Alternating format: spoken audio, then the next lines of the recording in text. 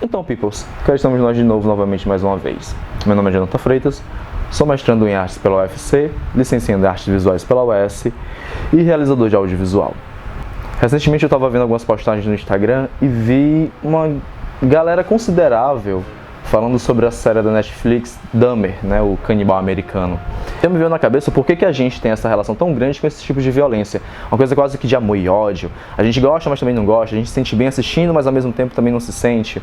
Nesse caso específico, eu não vou tratar só da série. Eu vou fazer um paralelo muito resumidamente sobre a questão do horror e do terror dentro do cinema e em como isso serve quase que de um gatilho pra gente enquanto sociedade. I've never gone in for a purely physical chase. I know it's very effective. As pessoas que gostam de cinema provavelmente conhecem o nome Alfred Hitchcock. Porém, para quem não é muito da área ou quem não se liga muito na questão de diretores, Hitchcock foi um sujeito que lá nos anos 60 ele começou a desenvolver uma série de filmes onde ele trabalhou minuciosamente o sentimento de suspense.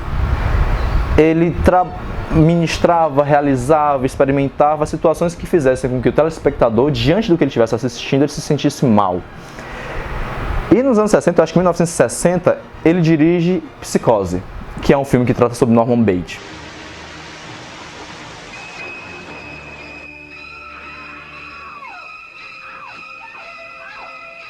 Hitchcock deu o pontapé inicial, seja com Psicose, Festim Diabólico, Janela Indiscreta.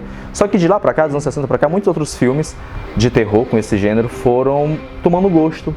As franquias do Halloween, o Massacre da Serra Elétrica, Jogos Mortais, ou até mesmo filmes mais individuais, como Telefone Preto, Onde os Fracos Não Têm Vez, começaram a ser vistos, assistidos com mais ansiedade. As séries como American Horror Story.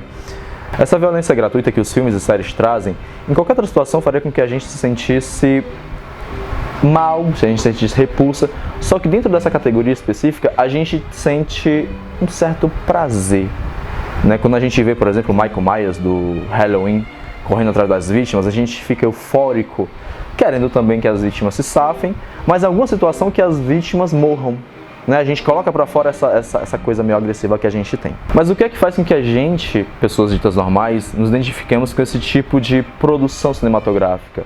Freud escreve 3 livros que tratam um pouquinho sobre essa questão da sociedade, da comunidade, da civilização e em como esse processo civilizatório faz com que a gente troque determinadas situações que são particulares, inatas, por outras menos prazerosas, porém mais socialmente aceitas. O primeiro livro que ele trata sobre isso foi escrito em 1914, que é Totem Tabu. Freud, notando que há uma pequena rivalidade entre o filho pequeno e o pai, ele começa a pesquisar sobre as civilizações antigas para achar uma gênese dessa suposta violência mascarada, esse amor e ódio. É um livro que Freud viaja muito porque ele começa a pegar diversas culturas e trazer situações onde a gente fala assim, não, ok, isso aqui faz sentido, mas há coisas que não fazem tanto sentido assim. É aí que ele aborda a tão famigerada e conhecida teoria do Complexo de Édipo. Para quem não conhece, o Complexo de Édipo é uma peça grega onde o filho mata o pai sem saber e casa-se com a mãe. Então Freud fala que essa violência, essa rechaça, esse sentimento de aversão com o pai se dá porque no fundo, a criança a criança homem, né, um garoto, ela tem uma afeição pela mãe, que é essa pessoa que cuida dele, que alimenta, que acalenta, mas é uma relação de amor e ódio. Porém, desde criança, há essa questão do ódio muito entranhado. 6 anos depois, Freud escreve Psicologia das Massas e Análise do Eu, onde ele vem trazendo como é que a massa ela vem influenciar o comportamento do sujeito. Quando essa massa ela é muito bruta, muito enrijecida, muito potente, ela faz com que a gente tome decisões que sozinhos nós não tomaríamos, né? O efeito manada que a gente conhece. Então, se em Totem Tabu nós temos um sentimento agressivo para com esse pai seja simbólico, esse pai real, já em 1920, em Psicologia das Massas, Freud começa a explicar que para a gente viver em sociedade, a gente tem que fazer abdicações de algumas coisas. A gente tem que deixar essa agressividade que é infantil, porque se eu não consigo direcionar ela para o meu pai, ela vai ser direcionada a uma outra coisa, ela vai ser escapada de uma outra maneira. Só que para a gente estar em sociedade, a gente tem que abrir mão dessa agressividade. Em 1930, Freud escreve O Mostra da Civilização, onde ele vem falando como essas trocas que foram feitas para a gente viver em sociedade podem vir a adoecer o sujeito. Então, se na infância eu tenho esse sentimento de agressividade, seja para o pai, seja para a mãe, seja para alguém, eu não consigo desenvolvê-lo, e quando eu entro nessa sociedade eu tenho que deixar isso de lado, porém, se eu não souber lidar com essa substituição, eu vou adoecer. Eu vou entrar em paranoia, eu vou entrar em histeria, eu vou entrar em complexos obsessivos, porque a sociedade ela é feita para isso, ela não é feita para a gente viver feliz, ela é feita para a gente viver seguramente. E ele vem trazendo isso desde 1914 com o Totem Tabu. Então, grosso modo, para você viver em sociedade, você tem que abdicar de determinados sentimentos e desejos seus. E um desses sentimentos com maior potência é a agressividade. E o que é esse sentimento deixado de lado, sendo substituído para a gente viver em sociedade, tem relação com os filmes de serial killer ou os de terror e horror.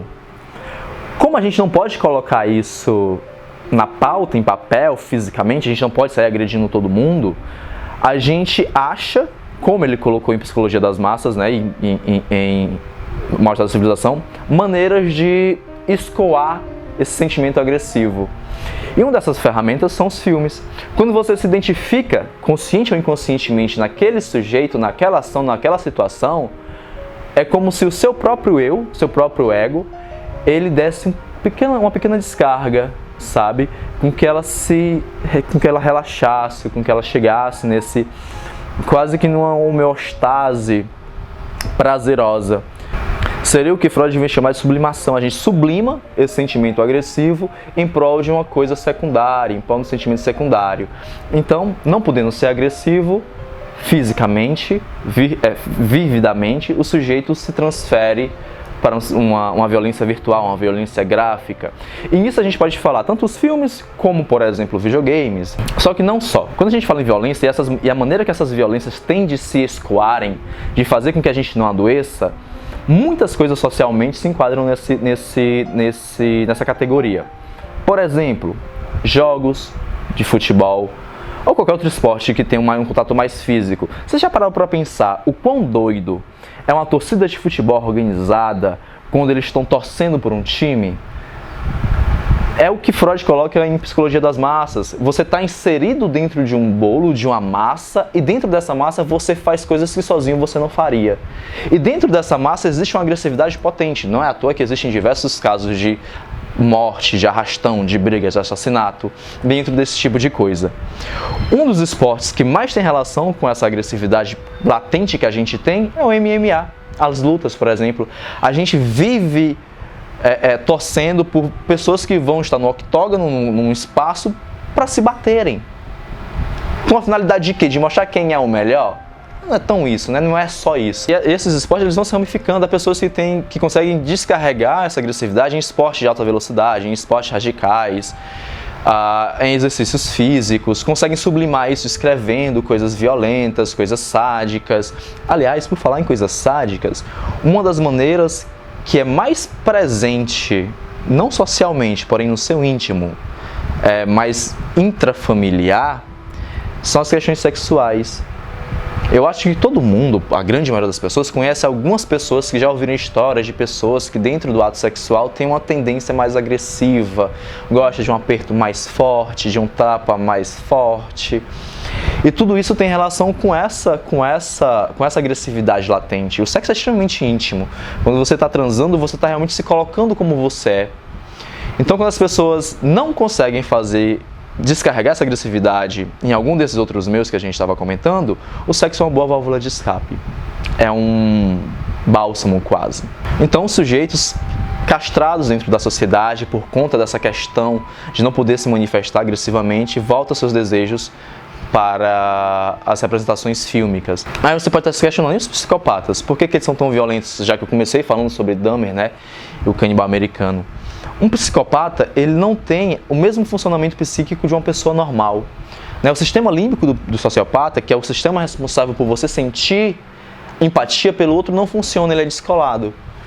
Então, quando a gente pensa em agressividade com requintes de crueldade, como o caso de Dahmer, por exemplo, A gente tem que entender que ele não é um sujeito normal, ele não está enquadrado dentro dessa esfera social de castração, então ele se coloca muito diretamente. Aquele ato ritualístico, aquele ingerir, por exemplo, no caso do canibal, a carne do outro, da sua vítima, tem um prazer, tem um gozo quase tão forte quanto o gozo sexual para uma pessoa dita normal. Então quer dizer que todo mundo é um pouco de psicopata? Não. Quer dizer que todo mundo tem um pouco de agressividade, que sabe lidar ou não sabe lidar, que aceita ou não aceita. Que todo mundo tem um pouco de agressividade, que não é errado sentir, que não é errado tê-la, mas que a sociedade faz com que a gente tenha vergonha dessa agressividade. É por isso que tem tanta gente adoecendo, é por isso que tem tanta gente entrando em colapso, tanta gente ansiosa, tanta gente em surto. Porque quando tu tem algo que tu não consegue lidar e que tu vai colocando pra dentro, vai colocando pra dentro, vai colocando pra dentro, uma hora esse pra dentro vai estourar. Então uma das formas mais interessantes de lidar com isso é achar válvulas de escape. Situações onde eu consiga não só extravasar essa raiva que é inerente a mim, mas de uma forma minimamente condizente com o que a sociedade espera. Seja assistindo filme, seja praticando um esporte, seja transando agressivamente.